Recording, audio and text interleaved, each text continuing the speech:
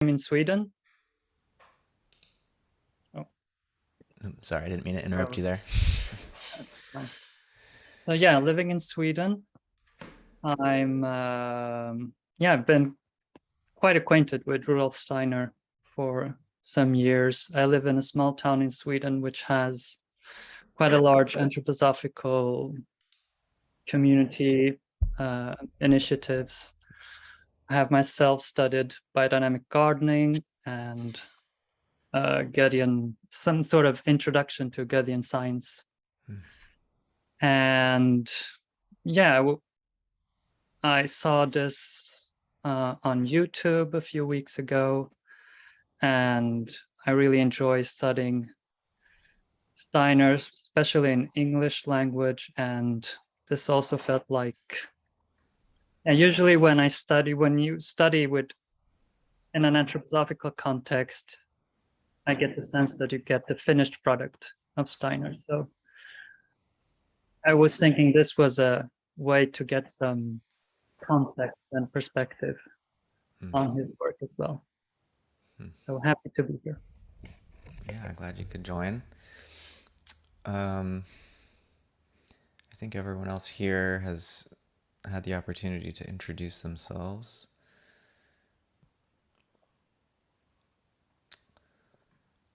So maybe I'll just offer a quick little summary of this chapter to get conversation rolling.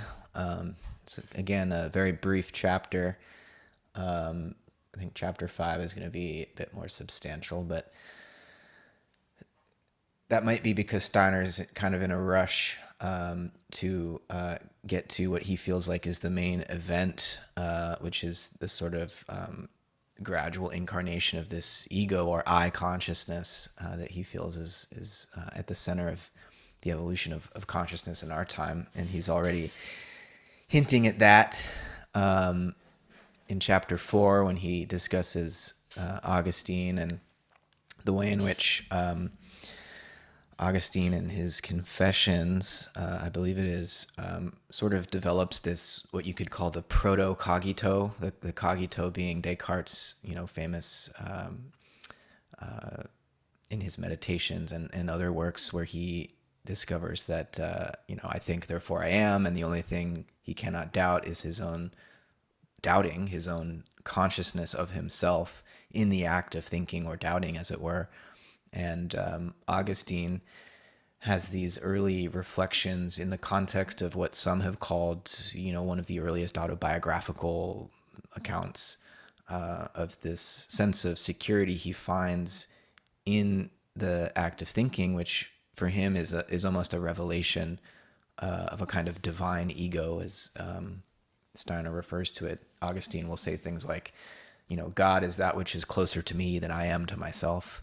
And so when we think of what Steiner means by the ego or the I, this is not the sort of embattled monkey mind ego that spiritual types meditators nowadays will rail against as the source of all our anxiety and problems. This is a more spiritual conception that Steiner is talking about.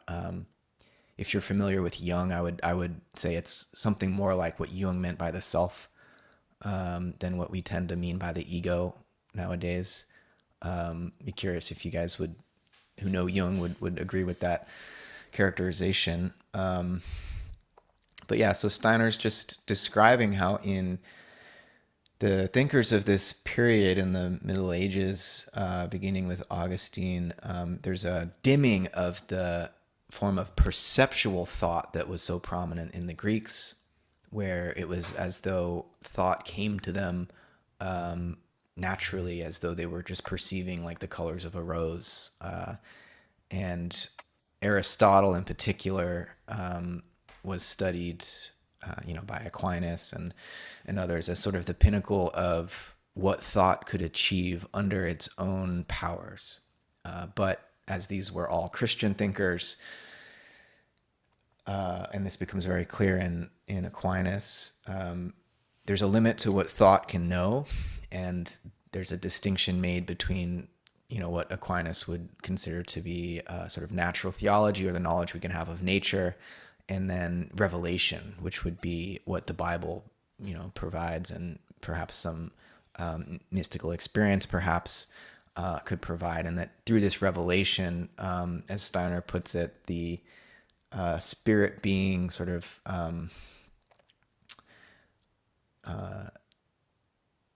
reveals to us or gives a glimpse of a world that we wouldn't otherwise be able to penetrate to under our own power. And this notion of a revelation became so important for this period. And there's this sense of a striving beyond thought by way of something given to us by the spiritual world. All right. And so Steiner discusses Meister Eckhart and Thaler and Suso and these mystics in the 14th century, where there was a something received into ego consciousness, where, in Eckhart's formulation, he says the eye through which I see God is the same eye through which God sees me, right? And there's this sort of identification of this higher self within us with the divine.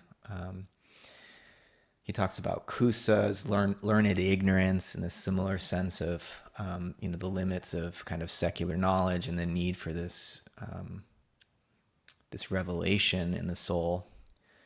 But he wants to distinguish this from what Plotinus and the earlier Greek thinkers were up to.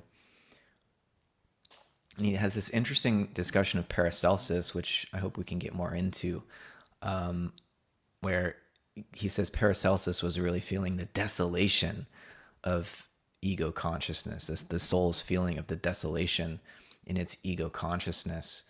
And he turns his attention to nature, but he wants to see through the phenomena of nature to something lying behind the natural world, a higher nature behind nature, as Steiner puts it.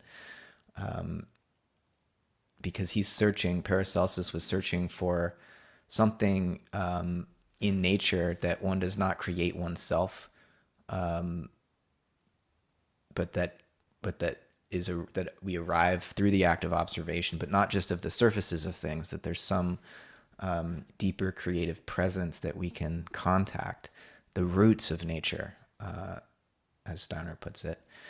And he talks about Jakob Böhme, this mystic who grasped, I think the key insight for Steiner is the way that good and evil are intertwined in this world, in all of its forces, in the stars, the elements, all the creatures, and that in some sense it's only because of the evil that is present in the world and that opposes itself to the good that the good becomes aware and conscious of itself. So Steiner thinks that Böhme brought this insight into the Western stream and evolution of consciousness. And that's where he leaves us. So, we have a really condensed chapter here with some huge ideas and I think statements that are by Steiner that are quite pregnant. So I'll stop there and we can unpack some of it together. Oh, I see John hey, John. I took the opportunity to... So glad you did. I want to apologize to everybody because I used the link from last time, which didn't work for some reason. I don't know why. It's a different link, I suppose. It's a different link. I should clarify because that happened with, was that Stuart last time who, yeah, so... But also I have something else to apologize for. I prepared to make some opening remarks about world conceptions of the modern age of thought evolution, which is the next chapter, right? And you guys are in the third, this is the third chapter? Fourth chapter. Okay, I knew it was the fourth chapter, but for some reason I read the fifth chapter. I'm having a senior moment here. I apologize. Well, so you'll be all ready to go for next time then. You can introduce chapter 5. Yes, I studied it very thoroughly and was like, why am I not getting some of this? And I realized, oh, well, I didn't read the previous chapter. That could have helped. But I did notice just from skimming what I didn't read, that he talks about the riddle of the ego. Mm-hmm. And that's very prominent in the next chapter, the riddle of the ego and the nature of the monad. And I think that some of that, what I have read, I hope maybe I can contribute a little bit to what's going on here today. Thank you very much. Yeah, thanks, John. The riddle of the ego. Like I mentioned this chapter, it's almost like Steiner's in a rush to get more into the later modern thinkers who are really more self-consciously dealing with this riddle of the ego. He thinks it's kind of implicit in these earlier medieval thinkers. One thing that I thought might be worth mentioning is this sort of mysterious statement he makes on page 84 in the second paragraph when he's talking about the quarrel between the realists and the nominalists in comparison to, and just their orientation towards thought in comparison to Plato and Aristotle. And he says their attitude to thoughts as such is different from what the attitudes of Plato and Aristotle were toward them. This is so because something has happened between the end of the development of Greek philosophy and the beginning of modern thought. Something has gone on under the surface of historical evolution that can, however, be observed in the attitude that the individual thinkers take with respect to their thought life. And I think that that's just another example of the way in which like this history of philosophy is not just a history of like a kind of causality of ideas working themselves out, but that they're, whatever he's referring to is connected with this riddle of the ego. Right. Yeah. And this way in which, for the Greeks, they were kind of almost immersed in a world of thought, and that, the ideas forming the natural world around them kind of, as I said, were perceived by them. So it's as if they were just swimming in thought. And Aristotle had this almost sort of residual participatory capacity to just absorb the thoughts directly from the things, absorb the forms directly from the things. And in the medieval period, as this ego consciousness begins to dawn, we become more isolated, and the soul becomes more cut off from that world of ideas, both in the Platonic heaven sense, but also in the way that forms were embedded in the things as Aristotle saw them. So we become more isolated. We begin to imagine that our thinking is our own production, that the thoughts are our own creation rather than being perceived in the outer world. Yeah, I see Angus and then Josh. Go ahead. You're muted, Angus. There you go. Yeah, sure. Actually, first a reflection and then a question. I'm just going to get back to my bullet points. I think John's observation that the next chapter is it's more meaty and with more modern thinkers. But I think the discussion of the mystics is significant in this chapter. It's very significant from the point of view that what Steiner seems to be setting up is we experience ourselves as lacking something. The mystics have gone in one direction to find world conceptions, answers to that question, and science, or natural science, is going to be going in a different direction. But they are still both trying to resolve this riddle of the ego. It's like reconnecting with the totality of nature, as I see it. And I was wondering if anybody's got any thoughts on Aristotle's 10 categories. It's a topic I'm working with together with somebody else. If anything springs to mind with Steiner referred to Aristotle's categories as like a cosmic script for describing worldly evolutions. In its completeness. It's like the letters of the alphabet is. They are the categories through which everything becomes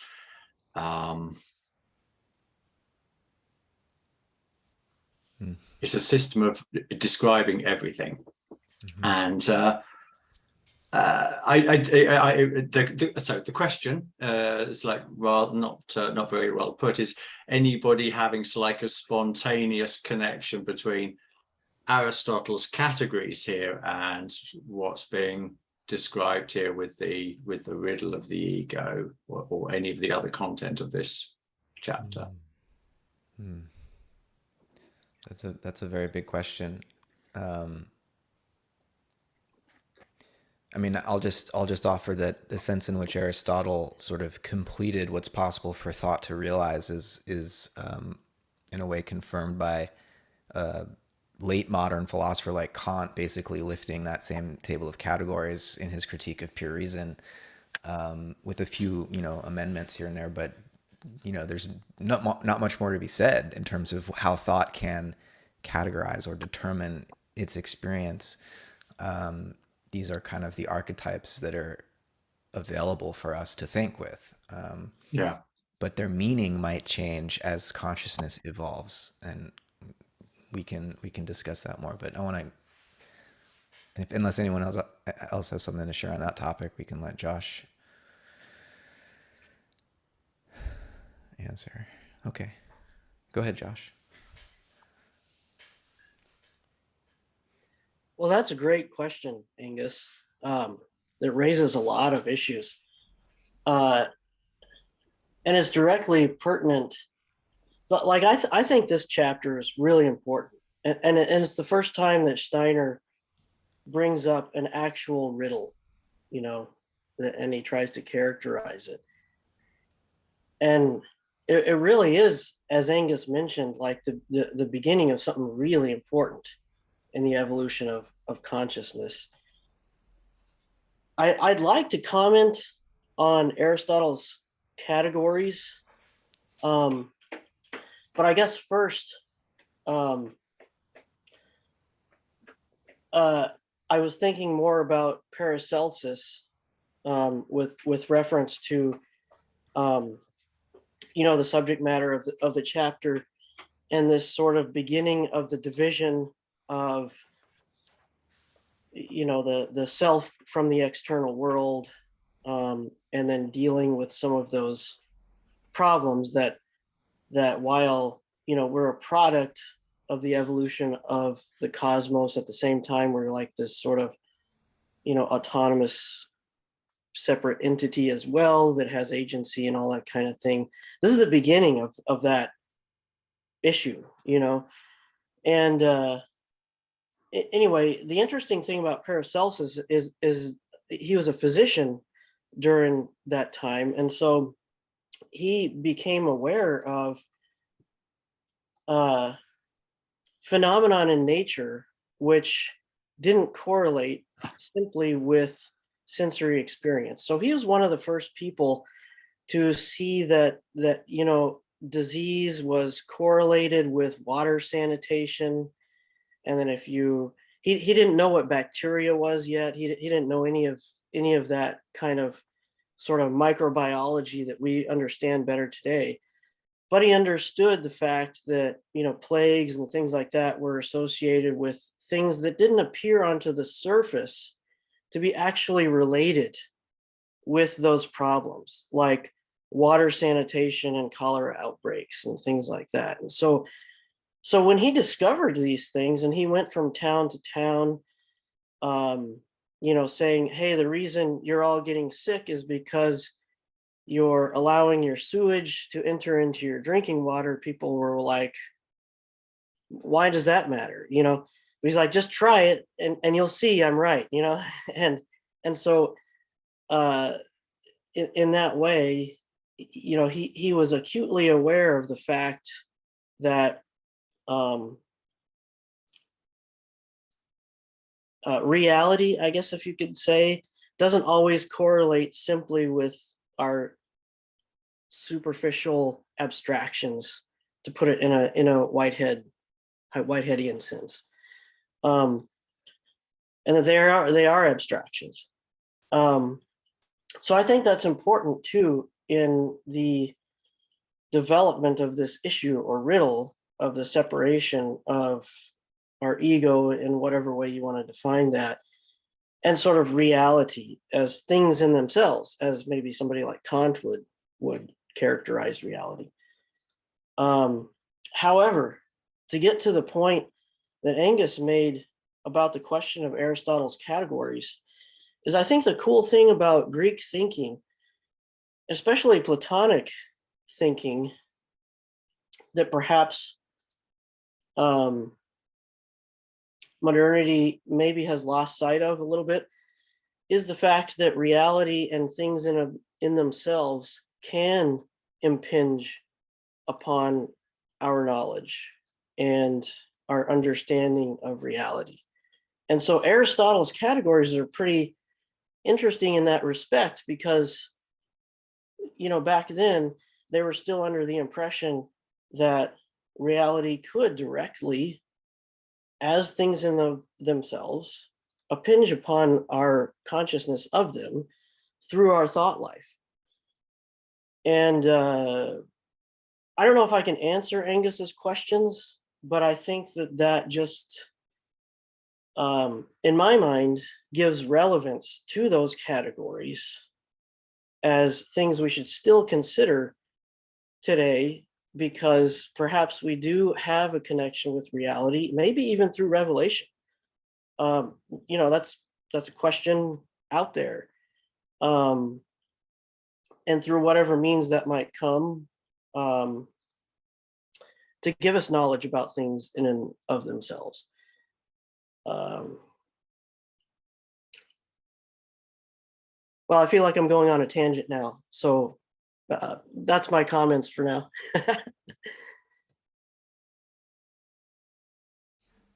Yeah, thanks, Josh. Anyone have any reflections on what Josh has shared?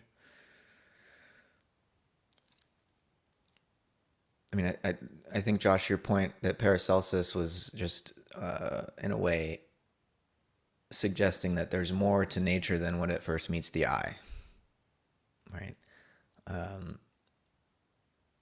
Which is, in some sense, a very scientific attitude that we need to look more closely. And yet later, you know, Goethe and Steiner will warn us that when we look more closely with certain instruments, that while microscopes can reveal this world of microorganisms to us, they can also tempt us into sort of imagining an unperceived and perhaps even unperceivable reality that we use concepts derived from our perceptual experience to model. And then we begin to imagine that this model of causal relationships between unperceivable objects like atoms or particles or something is the cause of our experience.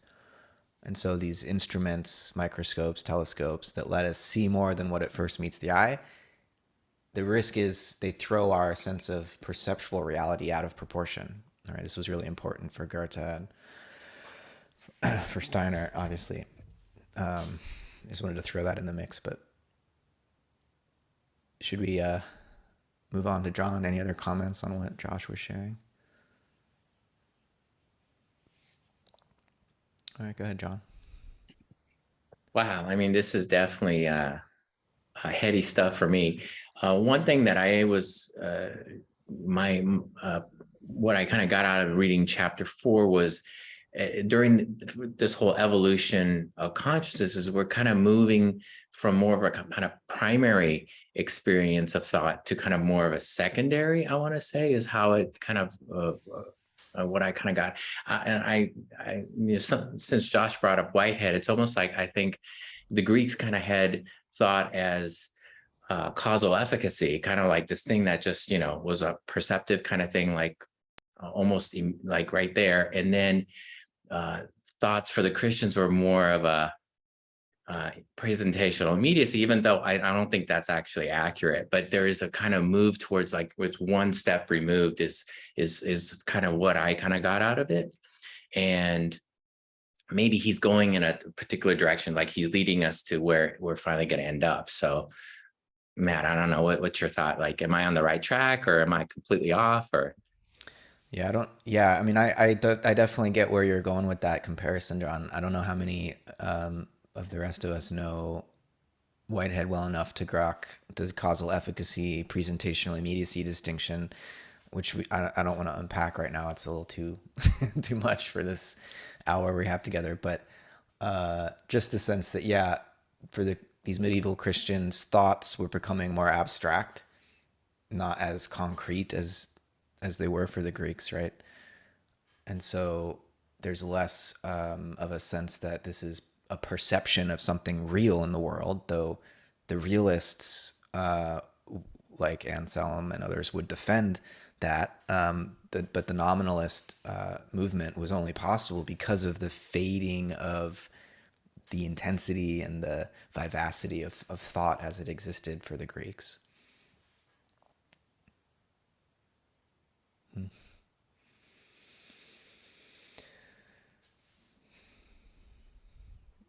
Yeah, go ahead, Angus. I mean, if you guys know how to use the hand raise feature, like some have been using, do that, or just wave, or just unmute and launch in. So, but yeah, go ahead, Angus. Yeah. So, and now I've lost my. I'm going to go back to what John was saying. So I've lost the thread of thought with that delay. So I'll if I go after Josh, and I'll have had time to rethink what it was that I was going to say. Sorry about that.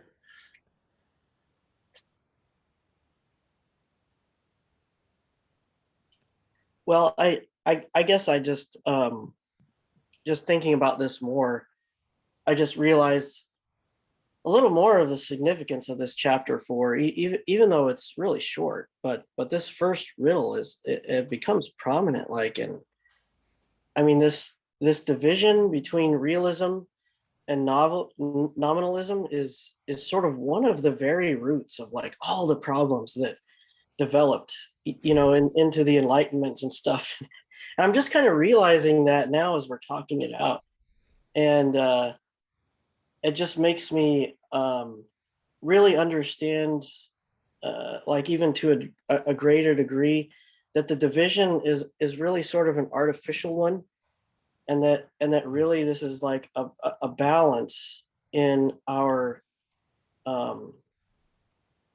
fallibility of perception, yet at the same time we can glean perfectly wonderful insights into the actual book of nature, so to speak, to use one of Jake Sherman's words, if anybody's familiar with him. But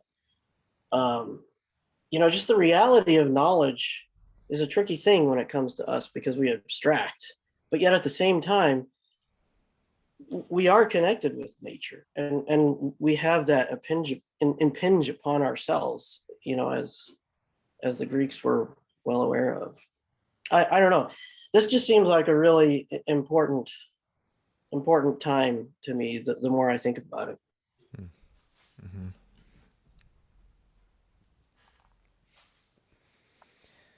May I chime in? I'm just responding to all the speakers here, trying to find a thread, having not read this chapter, but being familiar with a lot of the thinkers that have been mentioned.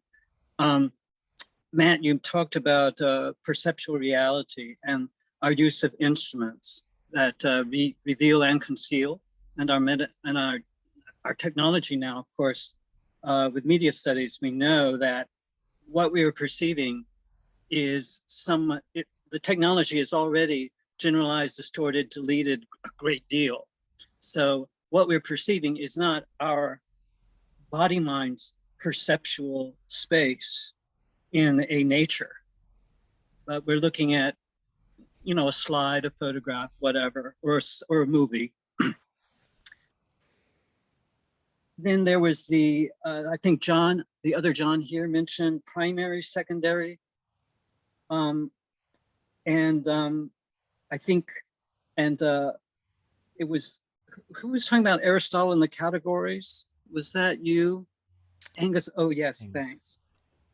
And I was also thinking that, just to add a little bit something, I don't know much about Aristotle's categories, but I do know something about his causal theories. And I do think Steiner spent some time on this, about the efficient cause, the material cause, the formal cause, the first cause. And he mentions that we moderns are and probably this comes out of a medieval world, we are very attached to material and efficient causes. But then we get probably not so good at final cause, because that would smack of teleology, which a lot of science has been quite phobic to that idea.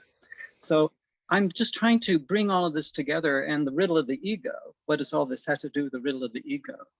And so my spiel here is, and I may be totally off, but there's a first order where I observe you, and then a second order where I observe an observer, and perhaps a third order emerges out of that where I am observing and participating with another observer participating. And that third order, there may be a fourth order, who knows?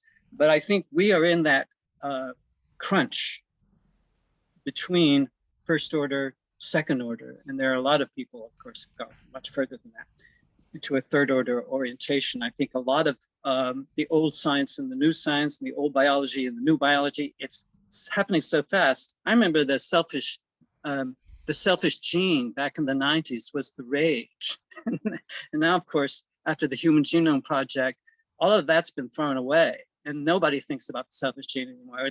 It's all about epigenesis, so epigenetics. So I'm just throwing that out there, maybe just to over complexify what's already been put out here on the table here. But yeah, I really am thinking about having fast forwarded into the next chapter, trying to go back into the previous chapter, which I haven't read, but I'm just guessing. This is an abductive move I'm making. So thank you for your patience with me. Thanks.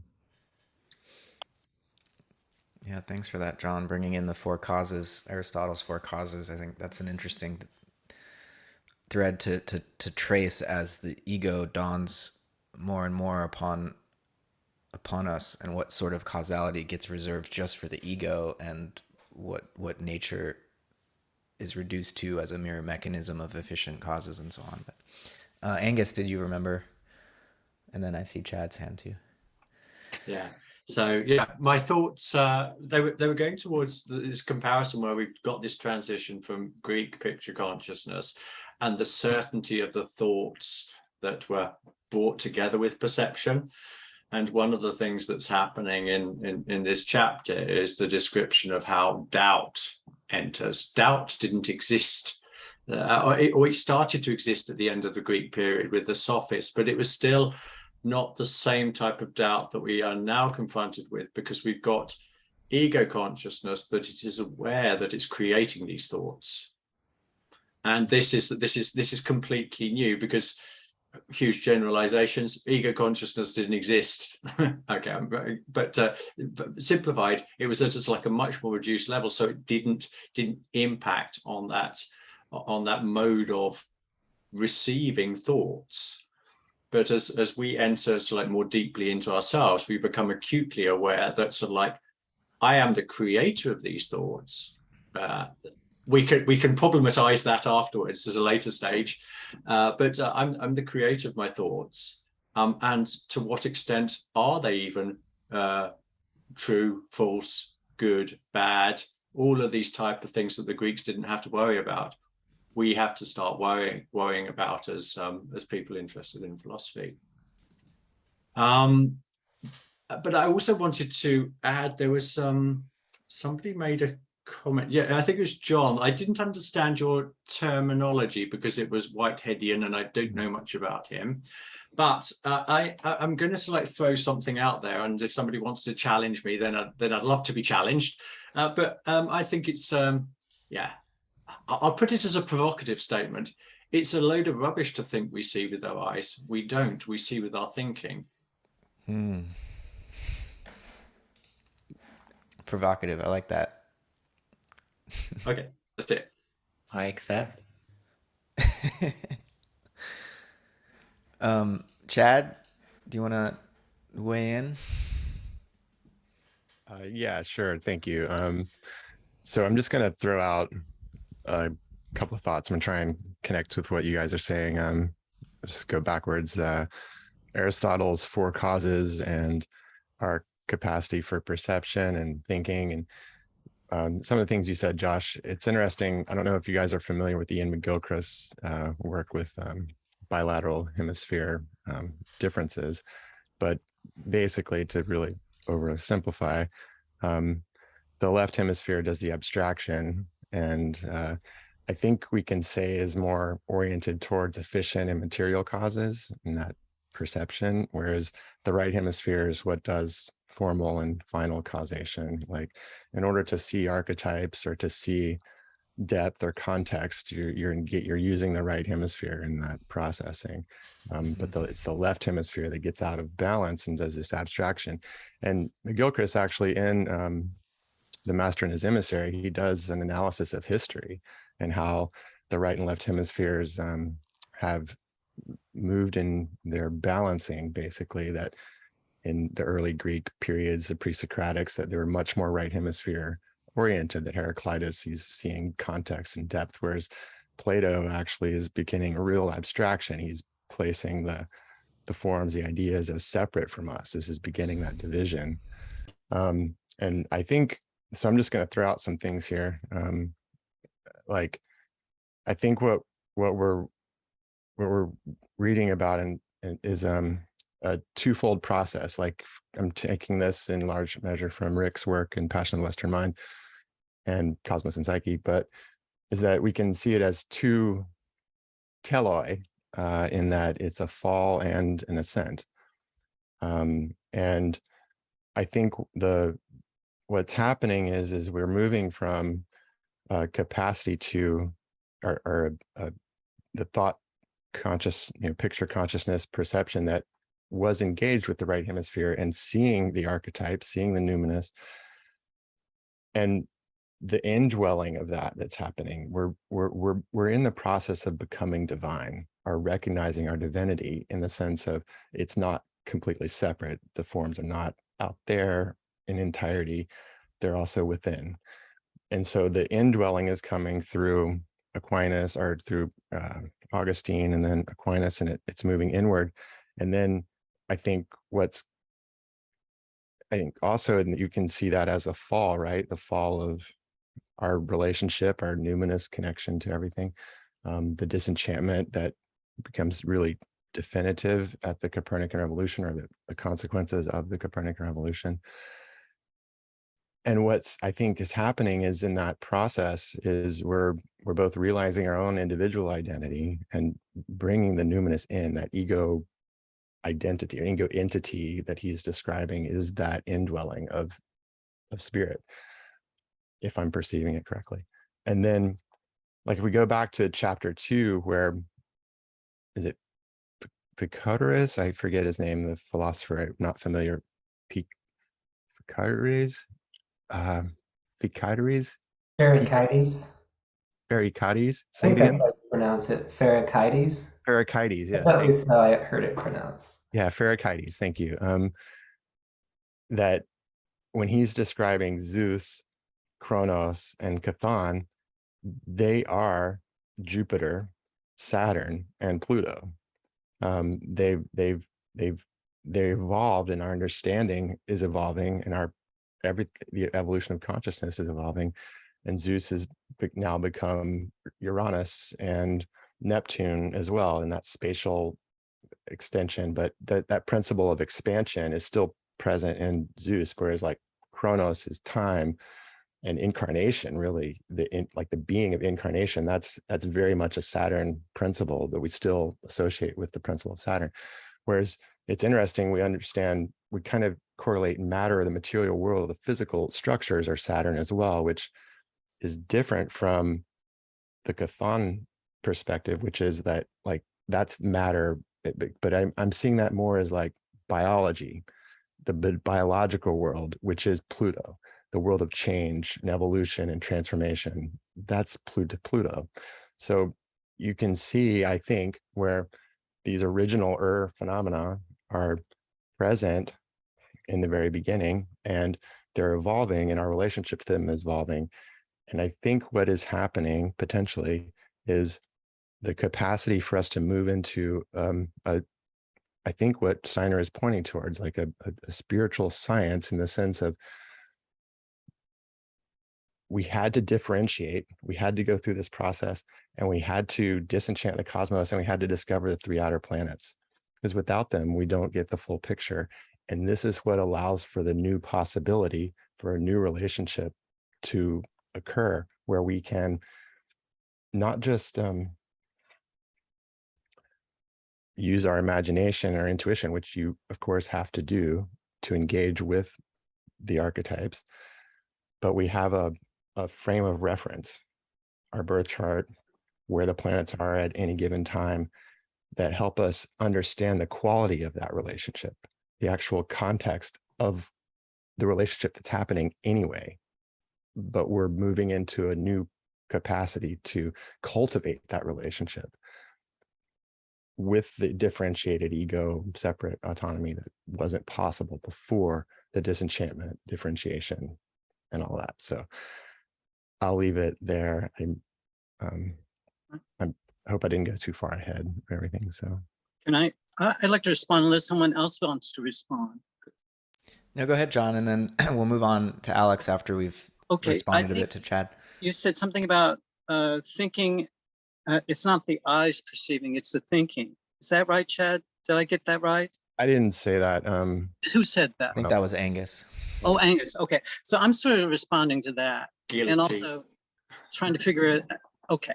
So I make the claim that we don't think, that we think with our hands. Okay. And when we think with our hands, we play the piano, we type on our computers, we adjust a slide on a microscope or a telescope. We're writing things down constantly. And that is usually our background, happening in the background. What happens when we go to sleep at night and we close our eyes and go to sleep and drift off into another world, a spiritual world, as Swedenborg and Steiner would describe these experiences that happen in other states of consciousness besides the left brain daytime dominant one that we use most of the time in our discourse events like this. So that, I think, is the challenge. If you've ever had a lucid dream, one way of channeling a lucid dream or invoking a lucid dream comes out of, you know, who is that guy that shaman down in Arizona? Castaneda. He said, look at your hand. The next time you're in a dream, look at your hand. If you've ever done that, it really works. Because if you're in a dream and you look at your hand, go, oh, whoa, I'm dreaming. And then you look down, well, where's the rest of my body? And then you start to realize that there's a whole lot more going on. And that there are many different bodies that you can perceive from. And this, I believe, was very much front and center in Steiner's orientation. And what he tried to articulate from has to do with those different bodies.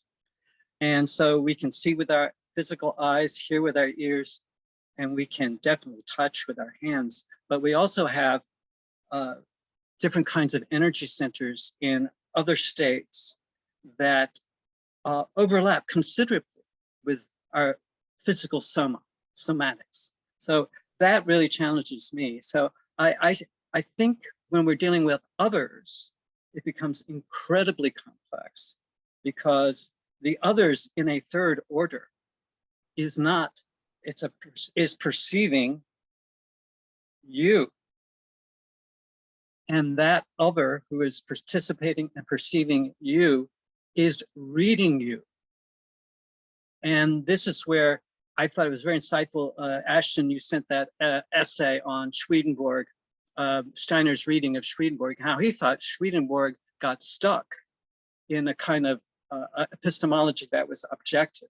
And he tended to look at these entities in the spiritual worlds as others that he could objectify, not realizing that those others that he were objectifying, that he couldn't understand very often, was because he was not allowing them to read him.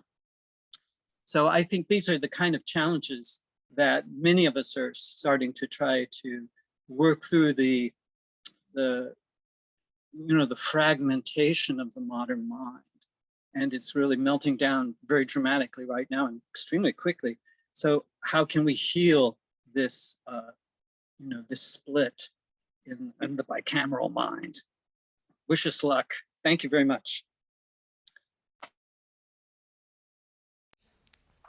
Yeah, thanks, John. That's an interesting addition that we think we see not only with concepts and think with concepts, obviously, but with our hands. I think that's important to remember.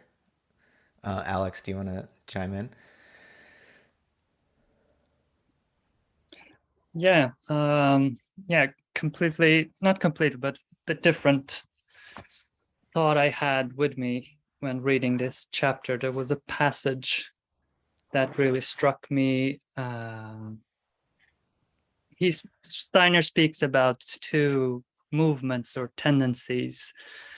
One is the thinking life reaching out to the world in order to grasp reality or truth.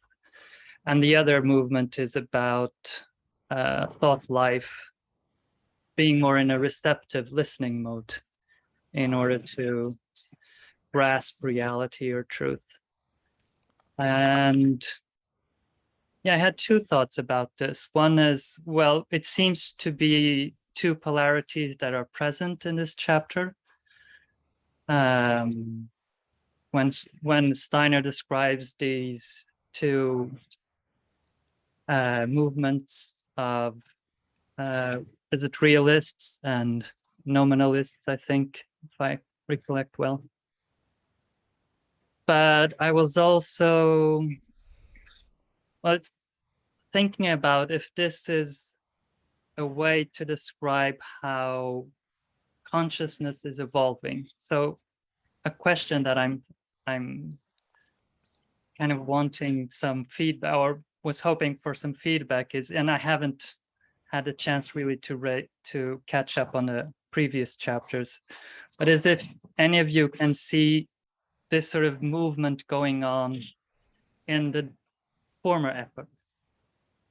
I'm also kind of thinking about how in Goethean science, and when we study morphology of plant morphology, which is something that I've done a little bit. So the basic rhythm in a phenomena is usually described as contraction, expansion, contraction, expansion.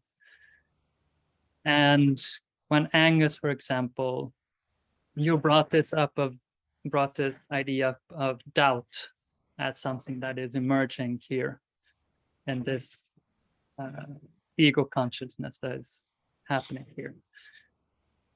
Yeah, so sort of trying to see if there is this movement and if somehow there's a contraction happening in consciousness when doubt and ego consciousness appears in the history.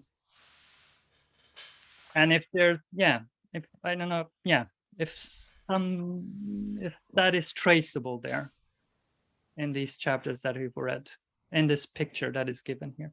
That was a bit of what I thought was interesting. Yeah, thanks, Alex. I think of your research at present, Ashton, on the sort of morphology of consciousness and, drawing from Barfield, who drew on Steiner. And do you have any sense of this expansion and contraction and the polarity that Alex is speaking of? Well, I think, especially this doubt that Angus was referring to, and this preoccupation that arises out of this awareness of a center rather than just this experience of the soul.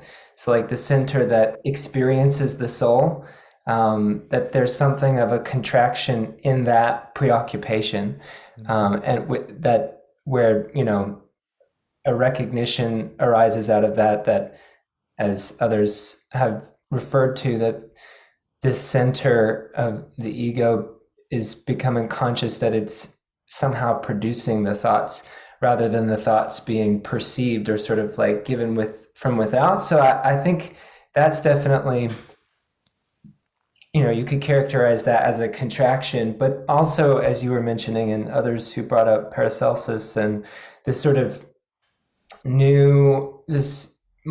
the kind of growing scientific attitude toward nature and this aspiration to know nature more deeply, is there's also a kind of expansion in that. So like, yeah, you can kind of see both happening, while perhaps maybe the larger movement is a kind of contraction. But yeah, I think it's complex, but I'm glad you pointed to that, because it'd be great to try and follow that through each chapter, as you were pointing to with the realists and the nominalists. Because you could see how, in some sense, like the nominalists might be more expressive of a contraction just in the doubt about the notion of forms, and in the kind of contracted character of thinking that we're just designating, through the habit of our having perceived a wolf time and time again. That's just a category that arises out of ourselves, whereas the realists were pointing to something that's, you might have to like go beyond yourself to affirm. But yeah, I'll stop there. Yeah, thanks, Ashton.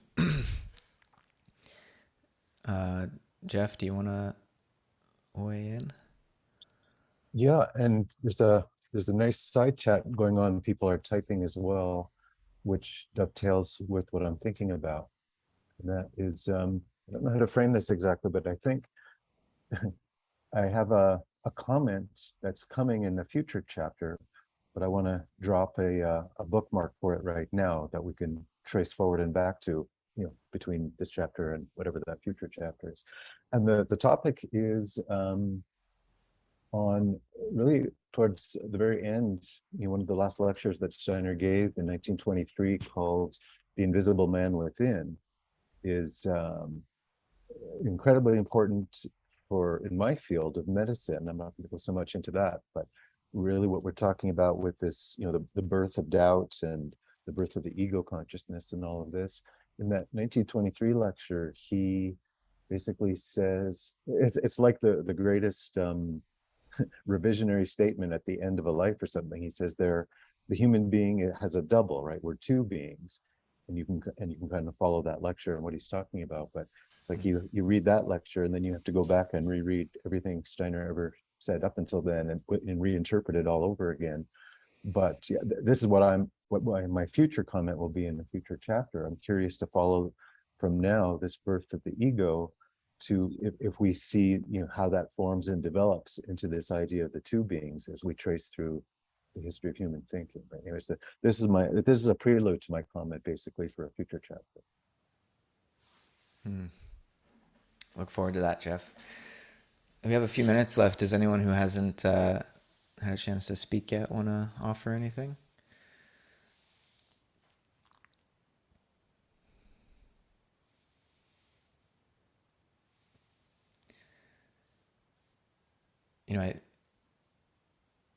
Please chime in if you want to, but I was just thinking in reference to Chad, you brought up Ian McGilchrist and the split brain hemisphere hypothesis, and in this discussion of doubt, and Angus just shared the etymology there, and duo is right in there, and it's like being of two minds. And I think of as the hemispheres began to compete more with each other, in McGilchrist's sense of the evolution of consciousness, that we literally became more of two minds and capable of both abstractly reflecting on our thinking, while at the same time being the one doing the thinking, right? And so this doubt emerges in the uncertainty and even anxiety produced by that struggle.